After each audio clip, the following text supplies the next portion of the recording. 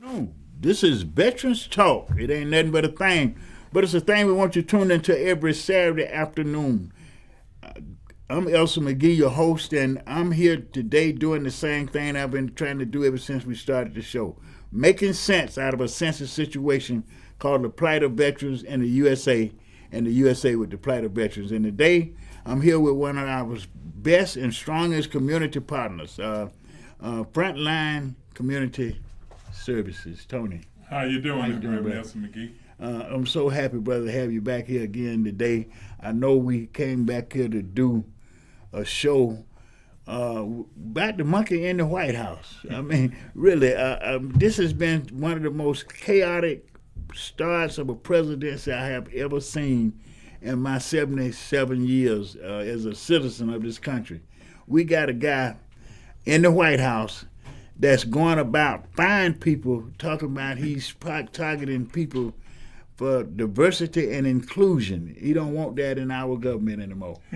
I mean, Tony, to me, that sounds like well, I'm not gonna do that. I'm gonna let you talk about that because I might. These are some real peculiar times in a lot of ways, and it's almost I'm looking at a situation, and they took a lot of history out of the books, and there's a playbook. You can go and read it for yourself. You ain't got to take my word for it. It starts in 1929, and it actually was called the Great Depression. It lasted over 10 years. If you see everything that what happened, how it hit the farmers, it just hit some of everybody. And it kind of started in a way that I guess folks just didn't think it could happen. Same way you would have thought maybe in Nazi Germany that Hitler wouldn't have did what he was able to do. Yeah. You know, but when you're dealing with situations with people that buy into something that just may seem good for them, but it's bad for all. But one thing I noticed, going back to the Great Depression, like I say, that was 10 years. And then the only way, people may have realized it, the only way, and the United States was the first country to go into the Great Depression. The United States was the first one that triggered the rest of the world. And you know what, actually, most folks don't know what actually, unfortunately, brought everything back to stabilize everything was actually World War II. The Great Depression led right into World War II. I mean, the playbook is identical. You look at the leadership back then, you look at what was going on.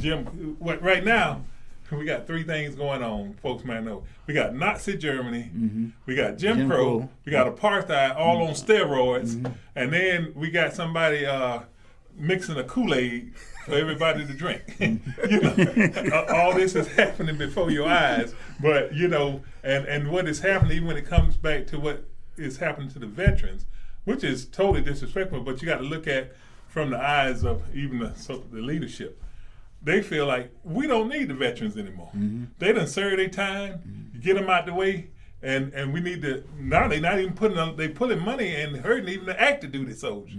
But their thing is that a lot of these people, they're looking at replacing by machinery.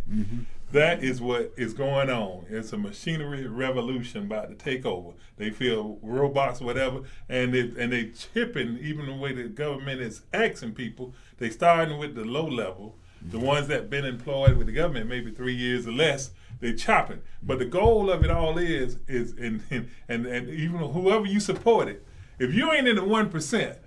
It's gonna get to you one way or another. It's just a matter of time. Ain't no exception to the rule. No exception. There is no conscience or whatever. I mean, you know, you're talking about cult. You know, like cult leaders. I mean, you go back and study cult leaders. One thing about a cult leader, his members will follow him to hell and back with no questions asked. No questions. Once they get you, whatever. Same way as like a vampire. It's only two things. If you encounter a vampire, you don't go and sit at the table. The vampire got a goal is to suck your blood and drain you and leave you. But the person that's fighting the vampire, his goal is, I got to put a stake in the heart to stop him. I can't just do this, but it's going to take that. I mean, they got us in a situation where you either going to fight or you're going to live in fear, no matter what. Now, at this stage, what has been done to the government already, we easily almost 10 years go back and correct that if we started today. That's how much damage may have been done, and people don't realize it. Yeah. I mean, it's hitting them. It's like if they were a boxer, they doing body blows right now,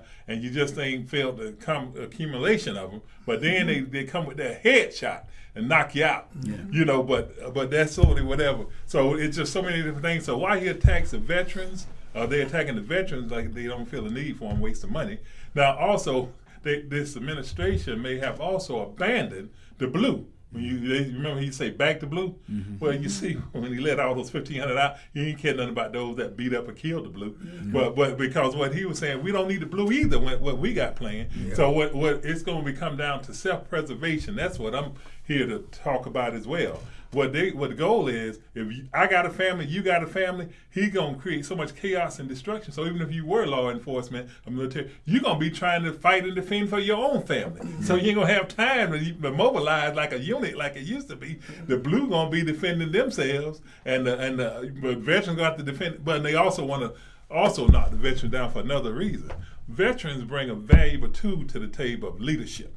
They know how to dig into foxholes and get you out or whatever. They can lead civilians. But they figure they disrupt the veterans, they won't have to worry about them trying to save the civilians too. Because they got lifelong skills they take to the day they leave here. Well, one of the things that we you know, you're saying, Tony, that I want to emphasize and talk about, attacking the veterans is the way that he's going to turn this thing on itself. Right. He's gonna turn it on itself. But before I get into that, I just want to acknowledge something that was very positive happening this past week, and Tony was there.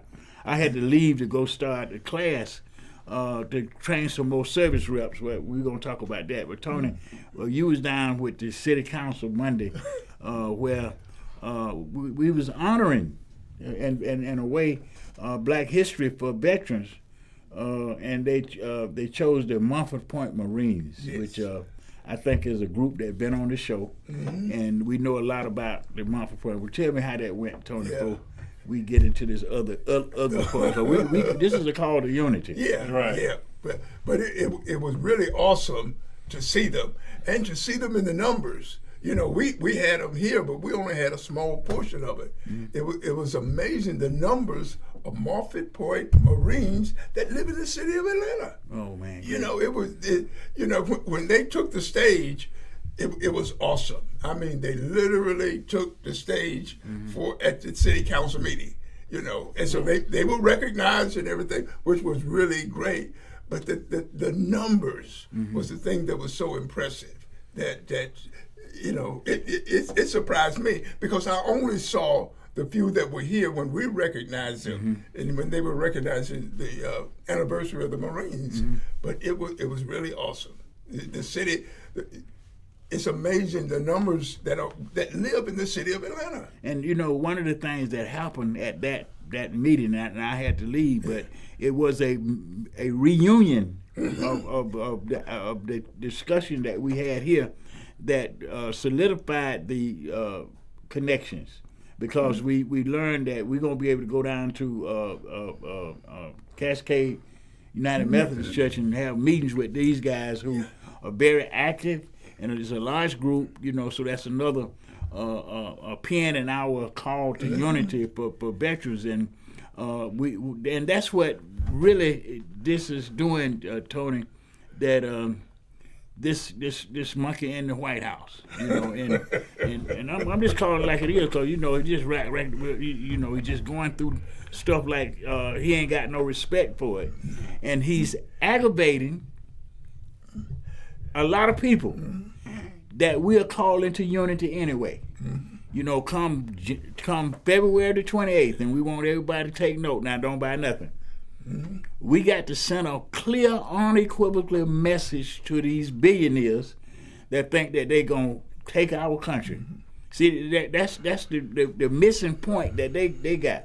They saying it's their country, and we're saying it's our country, so there's a confrontation there. Yep. And it's a confrontation that I've seen too many young men die for what we got in this country today. You know, that's why we're celebrating the Sons of Atlanta. You know, we're calling our community, we're calling veterans all across this country to come together to save the democracy that we serve for. Every day, we see this monkey in the white is saying there should be no more inclusion and diversity in our country. Now that's a declaration of war as far as I'm concerned. You know, I mean, how you gonna just come up and say you're not included anymore, you don't matter anymore, and we gonna just cut you up? The interesting thing about that is that's who make America. Yeah. Well, see, we are a diverse community. We are a diverse nation. But see, what is happening? See, they making our other brothers mad too. Yeah, oh yeah. See, they and that's good. You see, because those was his supporters going into the election. Yeah. I remember going to Macon, and I know y'all watching. I remember going to Macon, been going down there for over 20-some years. And last year was the first time anybody down there ever asked me about my political persuasion. And I told them I didn't come down here to talk about that. I came down here to work on what we're working on for veterans, and we need to continue to work together. Now, they hear that because they realize that this is a cross artist. The devil is a cross artist. You know, he will mislead you into a trap and tear you up, and that's what he has done to the vast majority of the American populace, and we see it right now when you see these Republican districts. They're looking at their representatives and say, you mean to tell me you're not going to stand up to these folks doing this stuff to our government? We didn't vote for this. See, what we got to realize that he was telling us all this before the election and during the election, right? And he had this occult crew, you know, the ones that done drank the Kool-Aid, Tony. They done already drank the Kool-Aid, so there ain't nothing to do but move the bodies. You know, but now we had some talk last week with some young veteran ladies that we was talking to about the blackout on the 28th of this month. We was talking about the blackout, and some of them was saying, what about the people that got businesses in Walmart and Targets, the black people? Well, I say like this, I say like this, let them stay in there or come out, you know, because we cannot allow the crumbs off the master's table to stop us from rejecting this assault on all of our benefits, all of our rights.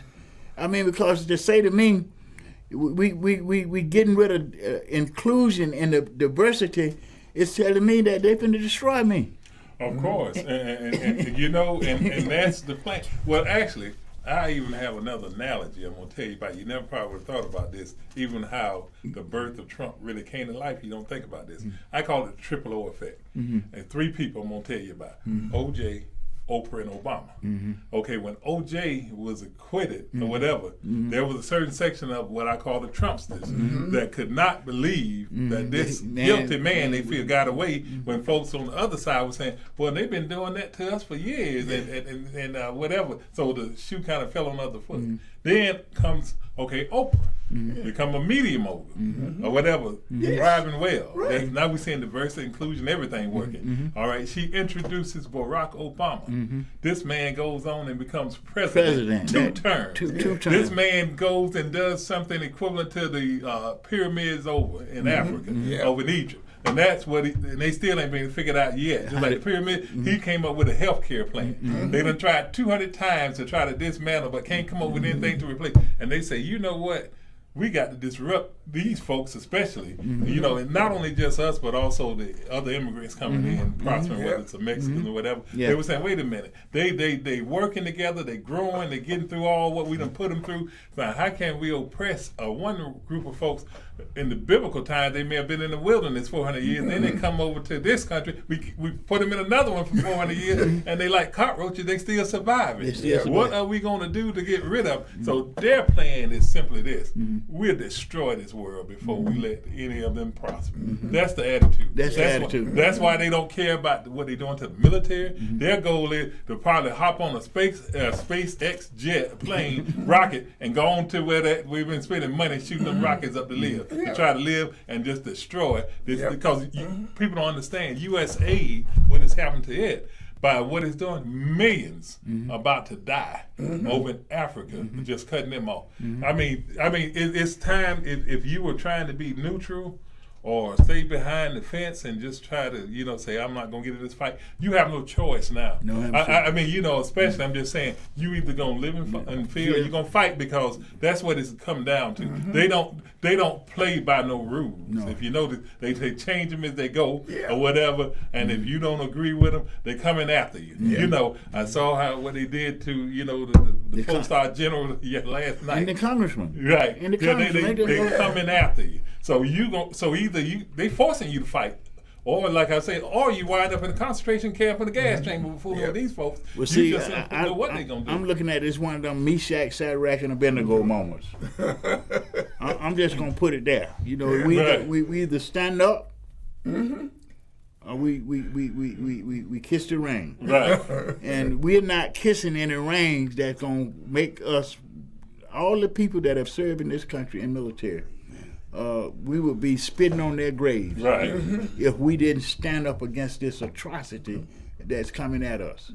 And the good thing that we need to know, and we need to take notes from some of our brothers and sisters on the other side of the track, they done start having town hall meetings with their congressmen, and they letting them know, listen, bro, man, wait a minute, this ain't what we voted for, and you need to stand up or don't come back home.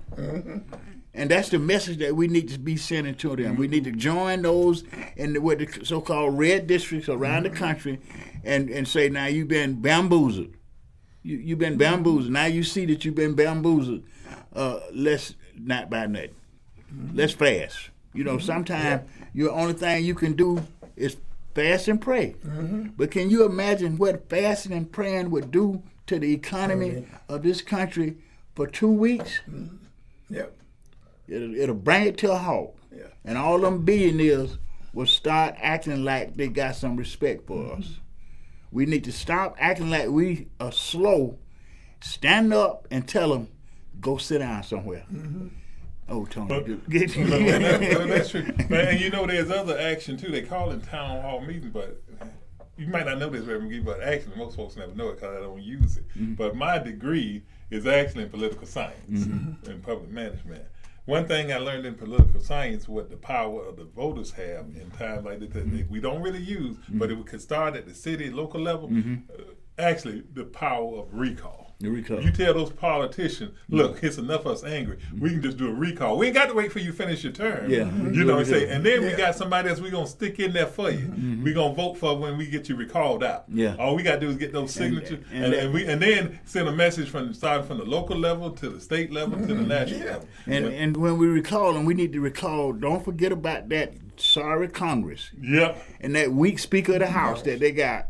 And this clown that they done appointed as a FBI agent, he need to be impeached, and really for lying before Congress, he need to be charged with that crime. Well, they should have had him actually. To me, I would have had him when they was asking those questions that he was saying won't happen. I should say, well, let's just sign a little waiver, right? I mean, a agreement right now that if you do that, we ain't even got to impeach you. You gonna voluntarily resign. Well, if you feel you that gonna be that truthful and say that it's not gonna happen, sign your name to it and agree to step out. Well, I'm at this opinion. They didn't already drink the Kool-Aid. This is move the bodies. I don't want them to do nothing but just get out the way. Because they ain't got no truth in them.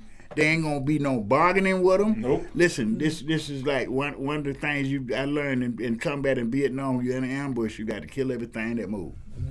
Yep. You got to move. And that's we got a question from the audience now. I know. Okay. The Canada boy said the same thing. You know what I'm saying? And did different what he said. Yeah, they're liars. Yeah. You cannot believe anything they say. You got to see what they're doing and say whether you like it or not. I don't like what I see, so what they say don't mean nothing to me. Nope. Not at all. You know, and that's what it got to be in the rest of, because this, when we started the memorial, we was trying to do one thing that everybody else is looking at right now. Bring that sacrifice home so they can see it. See, Atlanta had never seen what they have sacrificed for the freedoms that we got until we start holding up these young men that's from Atlanta, Georgia, that died in war in Vietnam, and now they're boot kissing the Russian.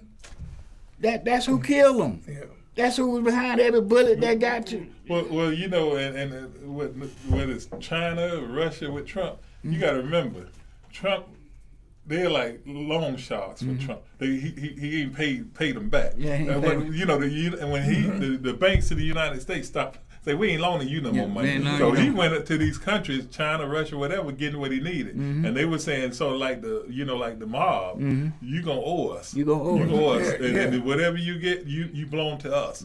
So that is why you hear him flip flopping, telling Ukraine, oh, y'all started the war. Yes. And you got a dictator in charge. I mean, I'm just saying, like he is a puppet for all of those or whatever, and he could care less about democracy, anything else. He's trying to probably get out of his debt, and if that means selling and tearing down America too. Yeah, he's all with it. That's all with it because he figured he can get on his plane and go to anywhere they at and be in safety.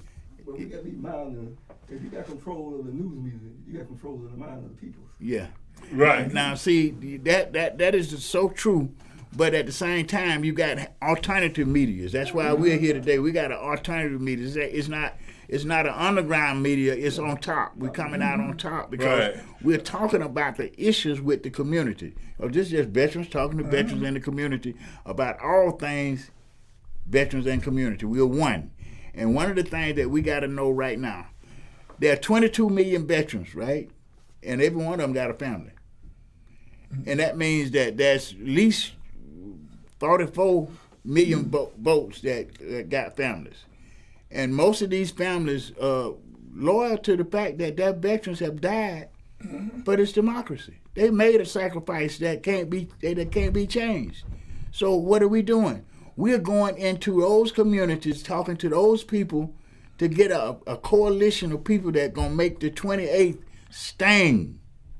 If we can get all these people, don't buy nothing, on the 28th of February, that's this week coming up, don't spend no money on nothing unless you a diabetic or something you got to have it. So. Yeah. But we got to take consideration. Most of the people, black people, we got our grandchildren, our great-grandchildren join the military today. So it ain't about it's about our grandchildren and our great-grandchildren. Well, you know, I got a grandson that's in the military right now, and you got one that's in the military. And most families in the community got one. That's why we brought the Sons of Atlanta up before them to let them see. Like most of these guys didn't live to be 21 years old. From this city, from these communities. That took that made that ultimate sacrifice, and then we're gonna let some clown come up and say, "No, wait a minute, Tony, y'all gonna talk. I'm gonna say something I don't need to say to me." Well, I mean, and to be controlled, Elon Musk. I mean, they even have. I don't know if you saw recently a chainsaw. Yeah, not only that, but he said he just revoked. In August, I think 500,000 Haitians gonna have to leave. Okay, you just signed that they got to leave. Okay, Elon Musk being South African, now that he's going to bring over some people South Africans, pretty much giving them reparations for them being, victimizing the people and whatever, saying that they were held, whatever. The same way he's doing folks with DEI of saying that, white folks were discriminated against, so we're going to get reparations for them. Well, now you got to look at this fact, and don't forget that slave owners got reparation in this country. When they freed the slaves, the slave owners got money because the government said that they had lost their property. And we still asking for reparation. Listen, our reparation came through the sacrifices that our young people have made for this democracy to give up, open up opportunities. Well, right now, when I left here, going into the military, there were no black people on city council. That's right. With no black people on first kind of commission. But now we got them full of different diversities. These governments, local governments, look like the population. What it is that we got an infection in the community of a lot of whites and blacks and Hispanic people that have gotten caught up with this love for money. Absolutely. I'm just gonna say it, with this love for money. You know, we had people go out and vote for Trump because they say he gave us a check. That's your tax money that he put his name on. Yeah. Yeah. Like this is your government right now that he's trying to take over. We got to put this in perspective and let people know. You know, stop being bullied because they can't make you cooperate with them. They can't make you go to the store. They can't make you spend no money. That's up to you. Dr. King showed us how to resist oppression. You know what we need to do on the 28th? We need to have everybody and their brother don't buy nothing. That's the center. That's the first wave of shot. And if they don't get it then, we need to go on a week fast. They don't get it then, we need to go on a 2-week fast, and we need to keep stepping it up, bumming it every time. Because one thing about this economy, these billionaires know one thing: if we ain't spending no money, they're going in the hole. That's the only language they really understand. I once had an elderly lady when I was a little boy. She would say, remember, she was speaking of certain people. She said, and certain people take money for their God.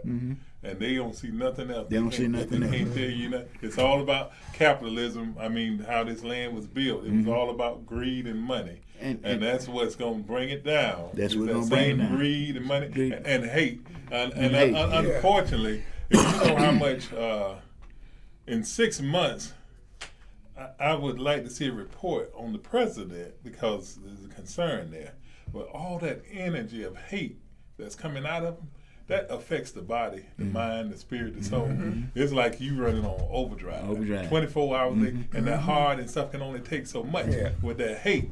And it's like, and then when they see certain things that they just can't wonder, like, oh man, that I could imagine how they felt about the 4-star general they fired. The man was accomplished, 40-year veteran, flew many combat flights and everything. He has earned it. He has merit. He has everything what he needed to do. He played by the rules or whatever, and that's still not fair. So that means he probably had to be 2 to 3 times as good to get there in the first place. So that has just become the problem, you know, of saying that some folks just seem to be better, and we don't need that. We don't want to accept that or whatever. And so we rather just bring them down and just move on and just say we can't compete. That's what they're feeling. Well, like. see, the misnomer that they got, they feel like they can break us. That's the misnomer. See, they think that the pressures that they're applying right now, with all of the fine and all of the chaos that they're creating, and the stress, right? Because you find people in government jobs that they have went to school, and you know this is what they built up to. So they're looking for a career. You know, they're going in there to work for that's too much stress on them. Now they done put them on the other side. They done ran them back over here where we at. We got to recognize that and start organizing that. You know, getting these people, all us coming together. To break the economic hold that they got on us. But listen, I'm going to say this to you. If we fast a week in this country, just 1 week, you would bust out most of the business. Well, they're already feeling that. I mean, I saw a gentleman wrote an op-ed about that this morning when he was saying those companies that have come out dropping the DEI, like Target and some of the others, they're starting to feel. And we're gonna make them feel it better. Right. We're gonna make them hurt like they're trying to hurt us because we are not gonna cooperate with them. And they noticed the increase of what Costco say. We ain't backing down on Trump. They kept their membership has went through the roof. Gone up because they had a shopping day for Costco, and rightfully so. Yeah. You know, because they're standing up for the principles that we all serve for. So, we already know that this is a fact can be did because Dr. Martin Luther King did it. You know what I'm saying? There ain't no mystery about this right here. No. It's not doing. No, ain't no mystery. Right. It's just like, it's already been did. yeah. So we all know the outcome of it. Right. If we do it right. If we do it right. Yeah. And see, the thing about it, the discussion, the conversation that we're having, they're being had all over the community now. You know, I mean, we can talk about Straight Talk and what them brothers doing over there. We can talk about Veterans Today and what those guys are doing. All of us are speaking from the same sheet of music right now. And if we can keep doing that, they're going to feel that on the 28th because it's going to be a significant number. Now, all us ain't going to show up. You know, well, some of us just going to, we're going to make an excuse for it. Right? No. Those going to be the one. I don't know if you saw it. They had a Black History event at the White House. Did you see that little news clip? No, I didn't see that one. Man, it was a bunch of black folks in there excited about Cash Patel being appointed. Not only that, but guess what they were doing? And talking about where you at with y'all. And they held a picture up of Jamal Bryant. Really? Yeah.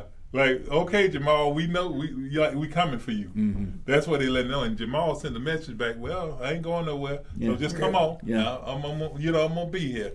And they was all there laughing. A bunch of black folks laughing, saying this is what we excited about. This conspiracy theory, Cash Patel winning. You're getting. They say announcing that, and then they having this Black History in the month. And I mean this Black History Month, and Donald Trump gonna do some statues of certain black folks or whatever. You know, like tearing down living statues of people. Yeah, he gonna do symbolism the way the devil always do symbolism to get us distracted. But what we got to do is do what we have been doing, Tony. The fact that they cut the money for suicide veterans, they say they did that. What we got to do is have some kind of demonstration next month. Now, you know, next month is when they voting on the budget. And this stuff that this clown throwed out there, he knew he couldn't do this stuff. He was throwing it out there for the Congress. So this is what people are doing in red district right now. They're calling their congressmen out. Now we know we don't know because we got some congressmen that do some stuff under the table. We don't know what they're doing, but we need to call them out so they'll know. We need to start having town meetings with them too, so they can put pressure on their colleagues. You know, because one of the things, and then like you said, some stuff that need to be talked about. We need to look at local elections this year. We need to look at. We need to do some thinking about recalls. You know, we need to use every tool in the box to come out with these folks. They want to fight. We're warriors. You know, that's what we do. We just need to plot it and plan it, bring people together. That's what we've been calling for with the Sons of Atlanta. It's a call to unity for veterans and our communities to come together to stop this madness. Right. Because see, listen, I believe this. I'm a simple person. I just believe that America is the great melting pot. This is where all of God's people gonna come together and live without lack. Because we got enough in this country for not nobody to be homeless. We got enough in this country for not people that got mental problems can get care. And we need to stand up and make sure that it's going to happen. You know, we don't need elected officials come now. They done start telling us how they're going to do it. We're the voters. We're the people. It's a government for the people, by the people, and of the people. That's what these guys died for that I fought with. That's what I went into service to do, to protect and make sure that my family, my folks, my community would have an equal opportunity in this country. And I tell you what, I'm going to honor my brothers and sisters that made the ultimate sacrifice. I don't care what it takes. Right. I don't care what it takes. And you know, also on the side where everything is going on, you know, when you're speaking of veteran suicide, but also we're talking about like the homeless veterans, that homeless veterans and in general homeless, people are not noticing. I had somebody in more affluent our neighborhood say, I'm just noticing more homeless people than ever. And I'm even with the veterans, when I call like to the VA for the VASH vouchers, it's like non-existent now. And here it is, you got a mother, 5 kids sleeping in a car, and they can't get no assistance. You just well, see, Tony, you so right about the VASH voucher, but that's a bunch of nonsense to me. What they need to do, They got barracks right out there at Fort McPherson. They got enough housing space right there at Fort McPherson right now that can take everybody off the streets in Atlanta. And that's what we should demand for them to do. We need to call all these pimps together that's getting this money to talking about dealing with homeless and say, okay, you want to help with the homeless? We're gonna put them all at Fort McPherson so you can work out there. You can come out, all y'all that's interested in helping the homeless, really helping the homeless. Now I ain't talking about the pimps because you ain't gonna get no money. You don't get no more money. We're going to take them barracks that the government already owns, get them people off the street, get these colleges to provide the social work help that they need, get these medical centers to provide the medical care that they need. Those that can go back to work, we're going to put them to work. Those that need to be on disabilities, we put them on disabilities. We got to stop acting like we don't know what to do with the homeless. Right. We got a bunch of people elected to office that not listening to us. They listening to developers, you know, and people that trying to get money. Yeah, capitalists, they pimps. We seen it in Fulton County, Tony. Yep. You know, we struggle to get money out there for these organizations and can't even find them after once they get funded. This is Veterans Talk. It ain't nothing but a thing. But it's a thing we want you to listen to, and we want you to join the conversation. You can call in, and you can't cuss us out. You can disagree with us, because I hang up on you if you call in cussing. But you can call in and you can disagree with us, and we can have a conversation so you can tell us why you feel the way you feel. We are saying we know why we feel the way we feel. See, anytime you got somebody that served in the U.S. military and incur a disability as a result of that service, there's a contract with the government. They're going to take care of these folks. The VA is so messed up, you got employees jumping on the veterans, beating them up. Yeah. We don't need that kind of stuff. If you're gonna make the government more efficient, look at the real issue. Mass fine people, that's not the way we're going to accept you doing what you say you're doing. That mass, I'm the first one to agree that you got a lot of folks that don't need to be there, but you don't need to throw the baby out with the wash water. Right. You know, you need to be sensible. There's a process you can go through. But see, that ain't what you're trying to do. You're trying to destroy our democracy. And we need to wake up and recognize that's what this is going on. All this talk that they don't believe nothing they say. Look at what they're doing. Anytime you start closing down USAID, now let me talk about that. USAID messed up farmers. Farmers now. Yep. That voted for this man, farmers, who sells the products that they taking overseas to feed these folks. I don't think he even thought about them folks. He didn't care. Tony, you said it well. He don't care. And we need to understand that that's what you're dealing with. You're dealing with an occult kind of thing that done brought all these hypocrites, a band of hypocrites together. You know, like I don't like Trump to kneeling down and kissing the ring. That's what we got in politics. And we can't forget what Mitch McConnell did over the years. So the courts are infected. He done got judges up there that going against the Constitution. No problem. With no problem. So we got to understand, we don't want to hear nothing they say. We're going to stop what they doing. Nick McCullough now, he done did all that. Now he gonna retire. Yeah, he gonna retire. Now he done got quiet. He done got quiet. Like he done accomplished his mission. He got all them judges on the court. The judges that Trump can call up and say, whatever I did, it's illegal. It's legal. What we got to say to them, we're not cooperating with that, bro. Period. Now you can either take it or leave it, because see, we're not gonna cooperate. I know how to fast. I did a little fast in the first part of the year just to see could I still fast. I can go without food. I can go without water. And if these people don't do something, everybody's gonna be going without food. Because it's gonna be too high for them to afford. That's what I'm saying. And see, that's the control that they want. They want to beat it down to where they got a small band of hypocrites that's going to control the rest of us. Right. With fear, intimidation, and greed. Well, you know, I'm just thinking about some of the things. This gentleman years ago, the white gentleman, he introduced me to something, and it just wasn't for money purposes, but he was saying, if you really want to be in power in a certain way, if you have this one commodity you'll be okay. You'll be above the rest. And he told me it's only 3% of it left in the world.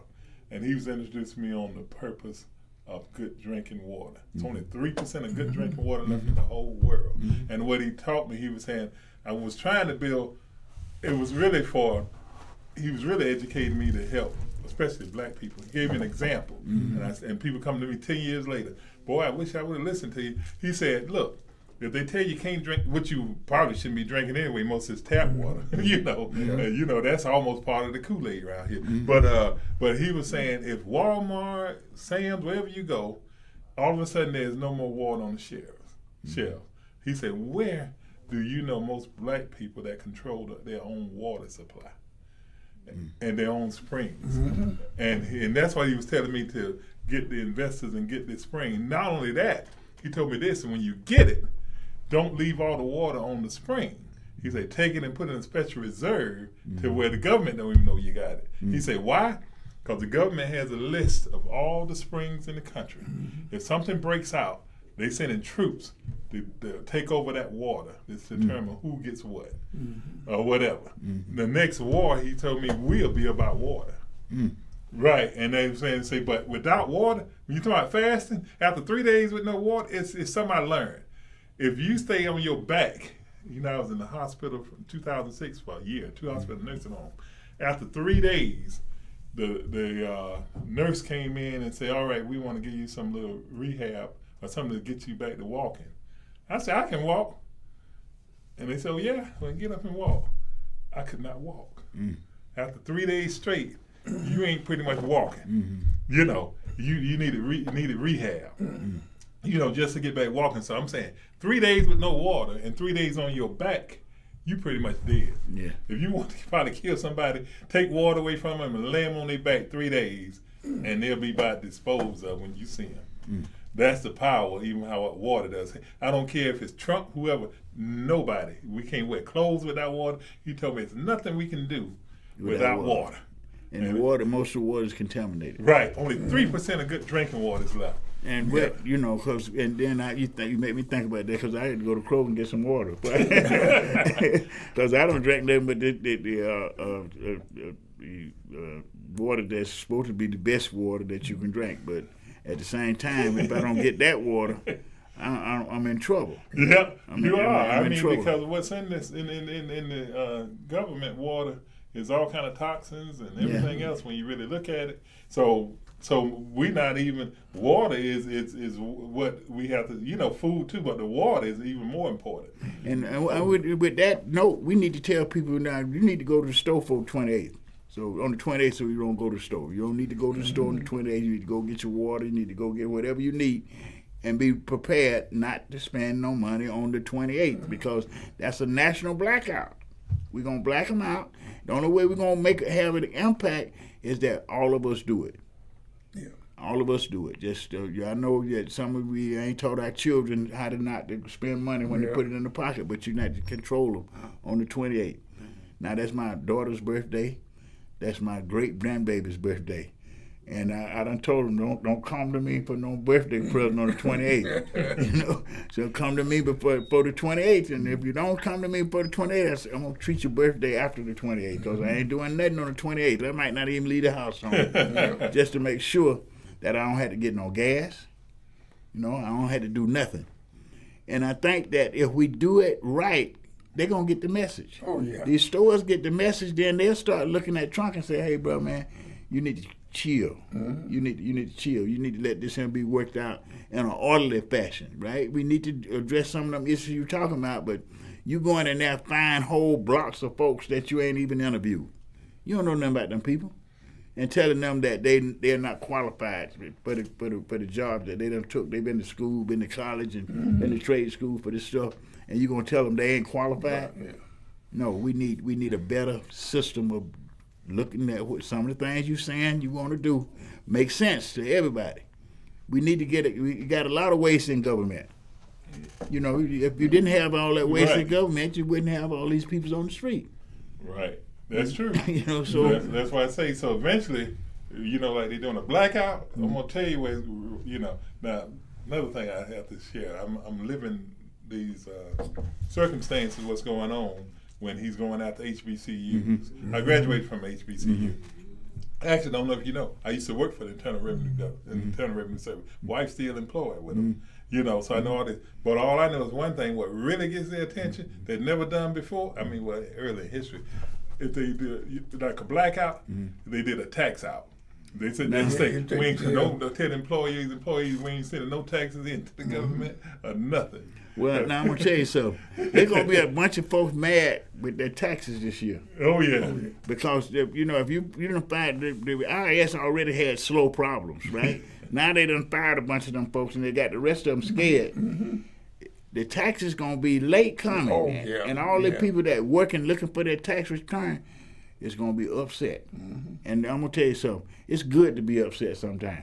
You know, they need to be upset with what's going on. Well, you know, unless they're getting the earned income credit, what I'll tell folks, you can avoid the government getting your taxes for other than your liability. A refund it makes the government rich. But you can go back and adjust that W-4, and then when it's all said and done, you might owe $2. If you adjust that, you can bring that money home to you, and now you don't worry about the government because you control that part. So people have to think about that too. You know, they look for a refund, but that's the government making interest. Then they come back and say, well, we still wasting a lot of money. You done made all this, they don't talk about all the interest they make it off of people's money when it sits there and everything else. What are you doing with all of that? So the waste's been going, waste's gonna always happen.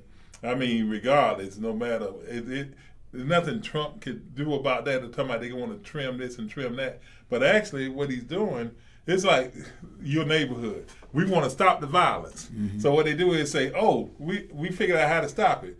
Go get some AK-47 to shoot up the whole neighborhood. Everybody. The ones complaining about it and all, just kill them all. And you didn't think, you know, methodically how you was going to do this. Same way they doing with this budget. They're talking about, well, we're not going to cut any air traffic controllers, but if you go back to your military thinking, a young lady once told me, she was saying, you could be a high-ranking officer in the military, but if you disrespect those privates, they can make you look mighty bad. And then at the lowest level. But they find out air traffic controllers. They find some of them. Which is, and you know what? Probably I've seen about 5 plane crashes since that happened. I can show at least 5. And it's gonna get worse because you got people scared of their jobs. See, you got people so scared of their job, they're gonna make a lot of mistakes. You know, trying to see what is gonna come at them. Or can they hold on and be, you know, so they got to take care of their family. So we got to ensure people that we got a way. And I'm saying this to people now too. Do businesses. One of the things that you got to understand now is the best time ever for people to start their own business. Because business is gonna do business. I don't care what you think.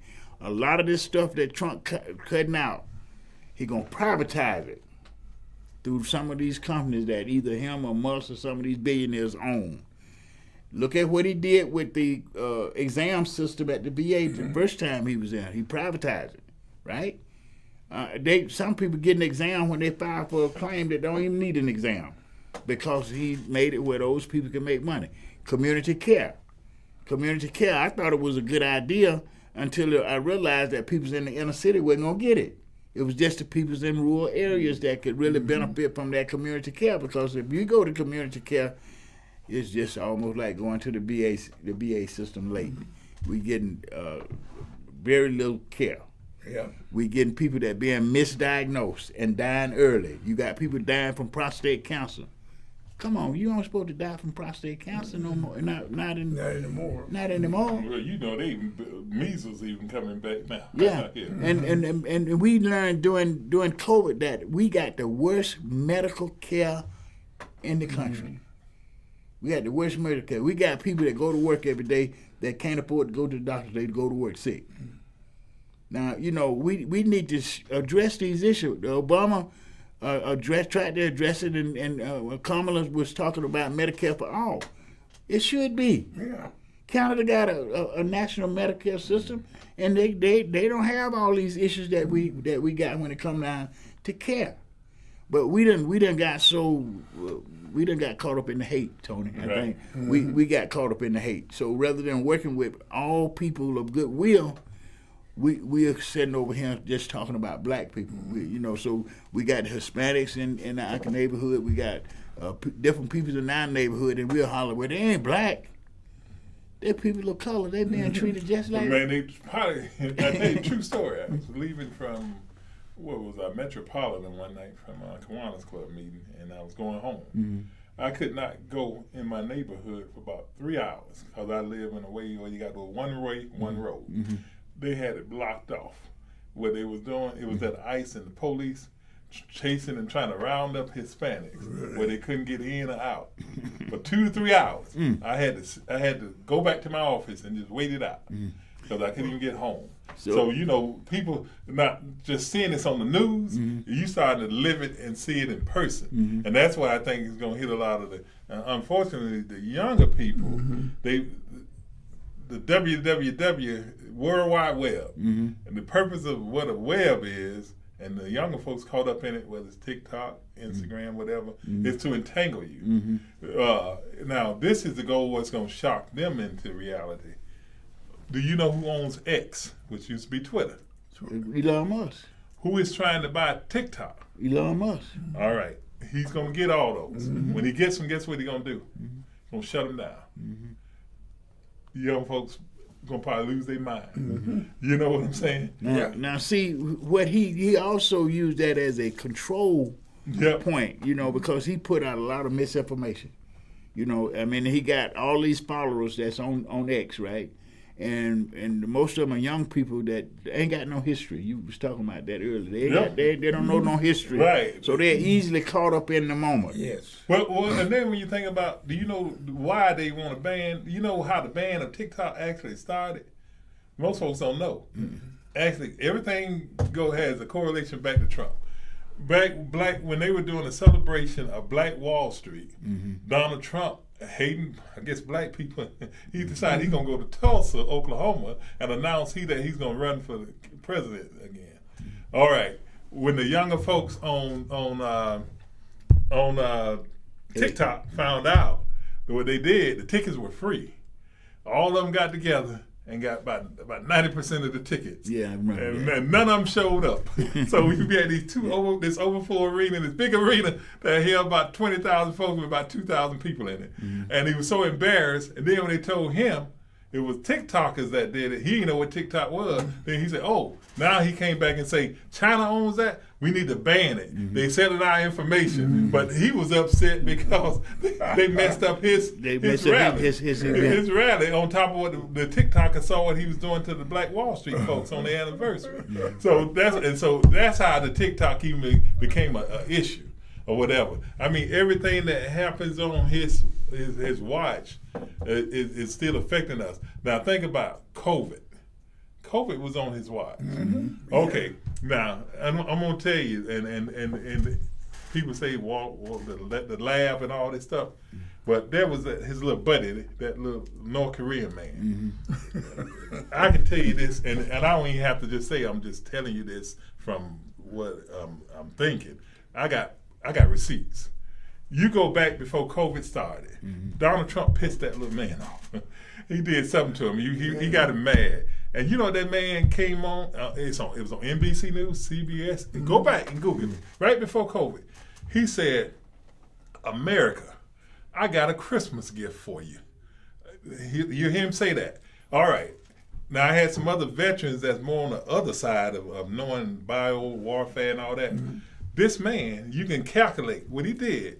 He's always shooting missiles up. And the missile don't take long from North Korea to get to China. Right. Okay, if you go back, China is known for export, import, and everything. 90% of the world. Yeah. What this man did, you go back and look, was shooting missiles, shot enough over China, and he dropped bio warfare on all the longshoremen on the ships. If you notice, they were the first people to die from COVID with longshoremen around the world.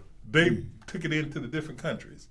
You look at the timeline when COVID hit and when he was shooting his missiles, and they will tell you when the missiles went up, and they don't think much of it. And that's why I say so. COVID was a bio warfare that affects the respiratory system. What he shot. If your lungs can survive, the respiratory can stay strong. COVID won't kill you. It won't. And I learned that because I took a sleep apnea. Well, I don't know if I was being hustled by Emory, but anyway, if you got good health insurance, they got all kind of stuff for you. I put it that way. And they told me, "Oh, you got a mild case of sleep apnea." I say, "What that mean?" Say, "Well, you might need a CPAP machine, but that's money." But anyway, I say, "I don't know if I need no CPAP machine." Okay, I got the CPAP machine. So anyway, the CPAP machine, what it did, I think we wrap it up.